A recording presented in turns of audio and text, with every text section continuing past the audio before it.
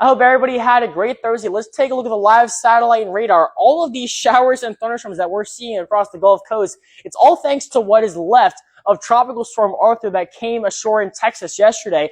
Overnight tonight, it'll move throughout the state of Georgia, and then by daybreak tomorrow, it'll be moving throughout the majority of our viewing areas. So definitely a wet commute as you are heading out to work or school tomorrow morning, although I think most of us are out of school in our area, but you get the general gist of things. As you're heading to work tomorrow morning, most of our viewing area will be getting showers and thunderstorms. Thankfully, this will be a quick hitter, so by the time we get to around 11 o'clock or so in the morning, most of this should be to the east of us, and then heading into the first half of your afternoon, things will then turn dry under partly sunny skies.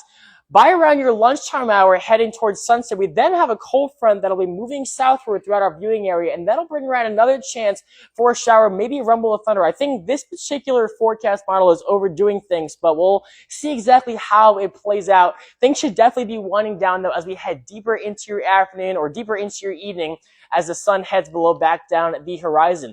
As all of this moves throughout our viewing area, there will be a very low-end risk of an isolated brief tornado and maybe a damaging wind gust as well. This risk will only be for our eastern counties, so if you live across the PD and along the border belt, your chance of seeing severe weather is practically zero. Thankfully, there is no risk for any large hail, but we will be keeping a very close eye on the radar because of how much wind shear and also the amount of storm field that we will have. It's not going to take much for a thunderstorm to form and start to rotate and maybe produce an isolated brief tornado. Now, I know that severe weather can be very scary, but the good thing is that you can stay ahead of the storm and download the WPD weather app to stay weather aware. Make sure that your location is turned on along with all of your notifications, and it doesn't matter what type of weather alert it is. As soon as you have your notification turned on and you turn on your notifications, it'll send you an alert right to your phone, and you can get your family and also your friends to a safe place as the storm moves throughout your neighborhood. Here's the forecast out the door tomorrow morning. We start out in the lower to middle 70s across the PD and along the border belt.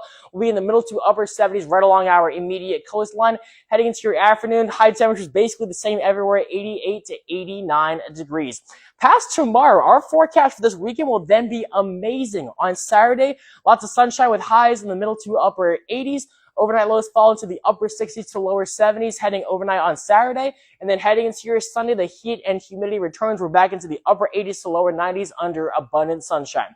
Here's your 7-day forecast right along our Grand Strand. Past tomorrow's showers and thunderstorms our weather then turns very summer-like over the next several days or so. A slightly better chance of rain next Tuesday and Wednesday, but every single day will feature a lot of sunshine. Highs will be in the middle to upper 80s, overnight lows falling into the lower to middle 70s.